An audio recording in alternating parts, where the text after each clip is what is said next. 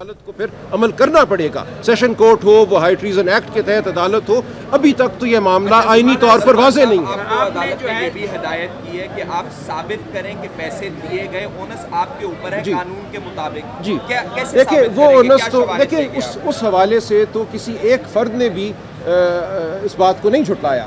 Aslam bag نے اور خاص طور پہ اسد درانی صاحب نے بار بار اور آج پھر عدالت میں انہوں نے کہا کہ بالکل ہم نے پیسے بانٹے، ہم نے ISI کے نام میں یا خفیہ اکاؤنٹ کھولے، ان اکاؤنٹوں میں پیسے ڈالے اور ان اکاؤنٹوں سے پیسے نکال کر ہم نے بانٹے۔ اس لیے یہ معاملہ تو میں سمجھتا ہوں طے ہو چکا ہے، اس حوالے سے کوئی بھی شک شبہ باقی نہیں ہے۔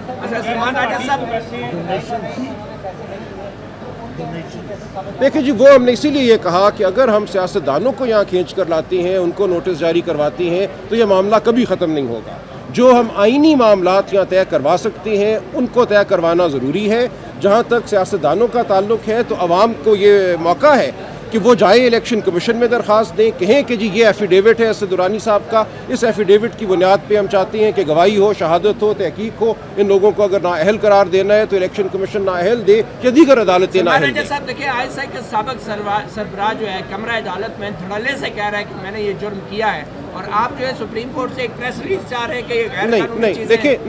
دیکھیں آپ ان پہ، اور دوسرا سوال راجہ صاحب، دیکھیں دونوں باتیں ہو سکتی ہیں کہ آپ صرف یونس حبیب پر جرا کریں گے، جنرل اسلم بیگ اور اسد درانی ان پہ ہو چکی سے آپ کیوں ڈر رہے ہیں؟ نہیں ہو چکی، دیکھیں ان پہ ہو چکی، وہ جرائی تو ہے جو اگلی دفعہ فیصلہ ہوگا کہ اس کو منظر عام پہ لانا ہے کہ نہیں ہو چکی ہے، ان کو غلط فہمی تھی، وہ میں نے ان کو دکھا، نہیں وہ غلط فہمی ہے اور عدالت نے ان کو کہا ہے آپ کی دستخط موجود ہے۔ غلط فہمی ان کو صرف اس لیے کہ وہ سمجھیں کہ بند کمرے میں ہوئی ہے، جرا اوپن کورٹ ہی میں ہوئی تھی، صرف پریس کو باہر نکال دیا گیا تھا۔ آپ کا کیا کہنا ہے؟ اسد درانی صاحب نے کہا ہے دیکھیں بالکل سیاسی سیل نہیں ہونا چاہیے، لیکن ہماری استدعا یہ ہے کہ یہ معاملہ صرف سیاسی سیل تک محدود نہیں ہے۔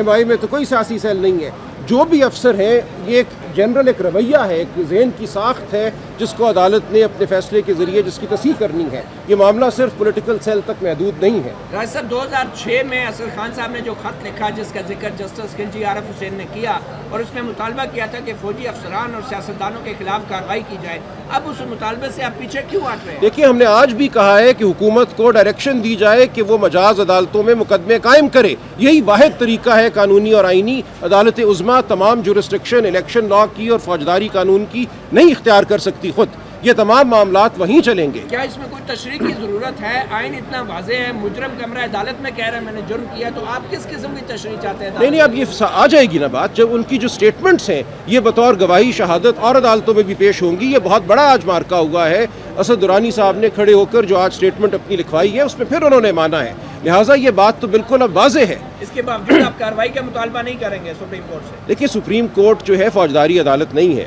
سلمان صاحب آپ نے کبھی اس کیس میں FIR درج کروائی اسی حوالے سے، یا FIR درج کروانے کا آپ رکھتے ہیں ارادہ؟ دیکھیے بالکل FIR آپ میں کوئی بھی اب درج کروا سکتا ہے، یہ بات اب جب یہ فیکٹس یہ شواہد واضح ہو جائیں گے تو FIR درج کرنے کے لیے آپ کو اصغر خان صاحب کی ضرورت نہیں ہے، وہ آپ بھی کر سکتے ہیں، میں بھی کر سکتا ہوں، کیس اصغر خان صاحب وہ کوئی بھی کر سکتا ہے۔ یہ کیس عوام کا کیس ہے، یہ ملک کا کیس ہے، کوئی ان کی ذات پہ تو حملہ نہیں ہوا تھا۔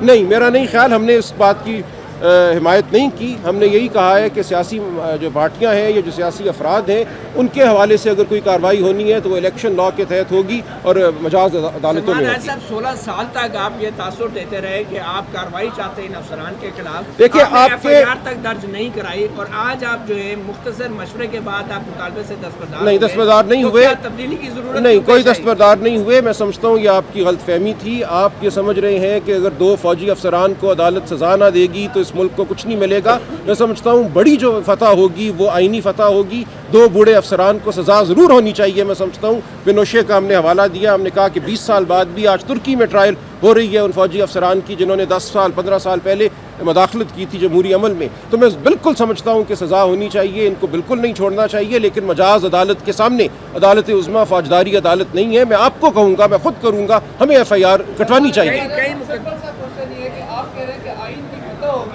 لیکن یہ جو لوگ جب پنڈی سے اسلام آباد آتے ہیں تو آئین کی 100 کتابوں کو روز کے آتے ہیں، تو اس آئین کا فائدہ کیا ہوگا جس کے لیے آپ FIR کٹوائیے، میں بالکل آپ کو میں کہتا ہوں آپ کو اور مجھے FIR ضرور کٹوانی چاہیے. یہ تو آپ کے موکل کا کام تھا نا سر. نہیں یہ تمام فورم کی اب آپ بات کر رہے ہیں مجاز عدالت کی, تو آپ پہلے مجاز عدالت پہ جاتے ہیں, پروسیس فالو کرتے. دیکھیے جو عدالت عظمیٰ آئین کی تشریح کرے گی وہ تمام عدالتوں کے لیے رہنما ہوگی. اس آئینی تشریح کے بغیر ماتحت عدالتیں جو ہیں ان کے ہاتھ بندھے ہوئے تھے. کس حوالے سے آئینی تشریح؟ دیکھیے یہاں پہ انہوں نے ایک نقطہ یہ اٹھایا ہے کہ مجھے صدر پاکستان نے چونکہ حکم دیا تھا لہٰذا میں بری ذمہ ہوں. اس کی تشریح ہونا ضروری ہے کہ کیا صدر پاکستان ایسا حکم دے سکتا تھا اور کیا یہ ان کے لیے بالکل ہونی چاہیے لیکن وہ کارروائی مرے ہوئے پہ سارے الزام ڈال کے کیس بہت سارے بند ہوئے اس ملک میں. لیکن یہ نہیں ہوگا. سپریم کورٹ میں IPPs کے کیس میں, دوسرے کرپشن کے کیسز میں سپریم کورٹ اور چیف جسٹس نے جس طریقے سے کارروائی کی وہ بہت جارحانہ تھی, مگر اس کیس میں جس طرح معاملات جا رہے ہیں چیف جسٹس کے مشورے پہ آپ نے اصغر خان سے مشورہ کیا اور دستبردار ہوئے اپنے. نہیں ایسا نہیں ہے, یہ ایسا نہیں ہے.